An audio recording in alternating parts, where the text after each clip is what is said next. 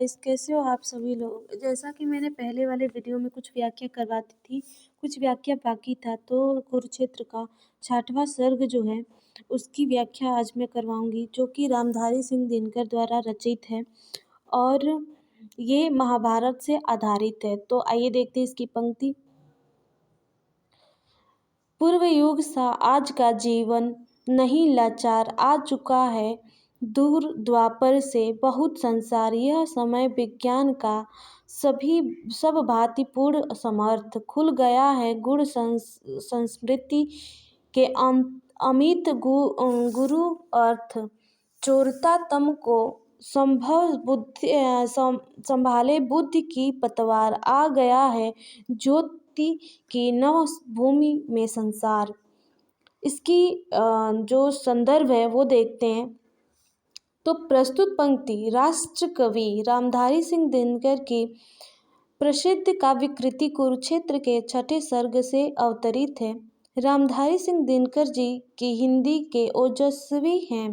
रामधारी सिंह दिनकर जी की रचनाएं देश प्रेम ओतप्रोत है।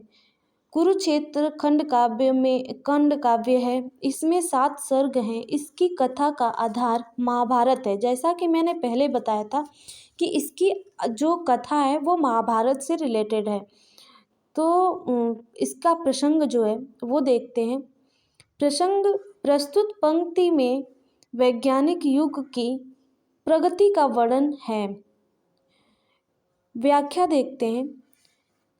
आज का मानव प्राचीन युग की तरह विवश नहीं है। द्वापर से अब तक जगत में बहुत उन्नति कर ली है। यह विज्ञान का काल है जिसमें मनुष्य ने पूर्ण शक्ति प्राप्त कर ली है।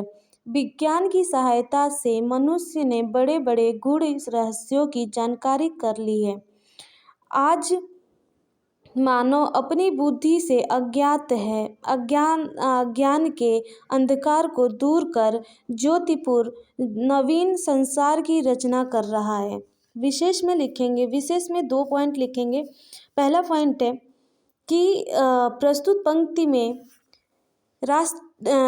स्पष्ट है कि वैज्ञानिक प्रगति के चलते मानव का सर्वग्राही विज्ञान विकास संभव हो सकता है। और दूसरी पॉइंट में लिखेंगे कि पूर्व युग सा, जहाँ पूर्व युग सा लिखा है वहाँ उपमा अलंकार है। जैसा कि आप जब भी व्याख्या प्रसंग करते हैं तो उसमें आपको लिखना पड़ेगा कि कहाँ उपमा अलंकार है और कहाँ अलंकार और रस दोनों ही लिखने पड़ेंगे। कहाँ रस है, कहाँ अलंकार है। इसमें रस का कौन सा रस प्रयोग हुआ है और कौन सा अलंकार है वो सब लिखना पड़ेगा। इसी के साथ में चौथा जो पंक्ति है उसकी मैं व्याख्या करवाती हूँ। तो आइए देखते हैं।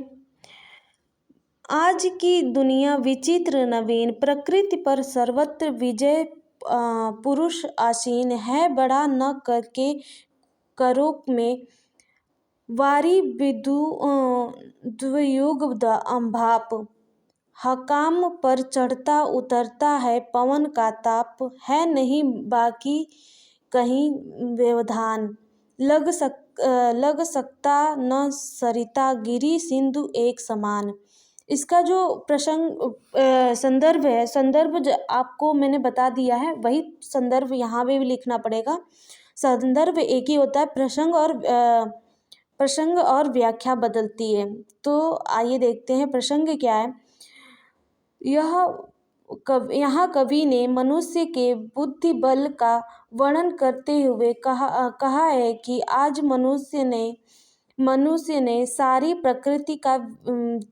प्रकृति को जीत लिया है।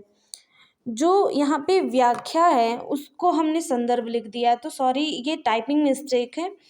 यहाँ पे व्याख्या लिखनी होगी। जो हेडिंग है संदर्भ की उस जगह पे व्याख्या होगी, वही व्याख्या। तो आइए व्याख्या देखते हैं। तो कवि कहता है कि टाइपिंग मिस्टेक है। कवि कहता है कि आज की दुनिया पहले से विभिन्न तथा नवीन है। विज्ञान प्रगति के कारण आज के मानव ने सारी प्रकृति पर विजय प्राप्त कर लिया है। नदी, पर्वत, सागर, सर्दी, गर्मी, कोई मनुष्य की विजय यात्रा में बाधा नहीं बन सकता। पानी, बिजली और भाप को मनुष्य ने अपने वश में कर लिया है और उनसे अपनी इच्छा अनुसार सेवा करवाता है। वह गर्मी सर्दी के मौसम में विद्युत यंत्रों की सहायता से अपने अनुकूल बना लेता है।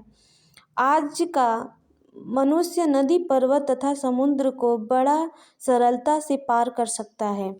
इसकी जो काव्य सौंदर्य है, काव्य सौंदर्य लिखे या विशेष लिखे, दोनों बात एक ही है, तो विशेष आपको लिखना ही पड़ेगा। तो विशेष में लिखेंगे कि 3 पॉइंट है। पहला पॉइंट है वैज्ञानिक युग की पृष्ठभूमि से आज के मानव की उपलब्धि वर्णित है। दूसरा पॉइंट है भाषा सरल सुबोध खड़ी बोली हिंदी का प्रयोग हुआ है इसमें। और तीसरी पॉइंट है कि इसकी शैली है ओजपूर्ण है। तो गाइस, वीडियो पसंद आए तो लाइक और सब्सक्राइब करें और बेल आइकन की घंटी प्रेस करें ताकि सबसे पहले नोटिफिकेशन आपको मेरा नोटिफिकेशन सबसे पहले आपको पहुँचे।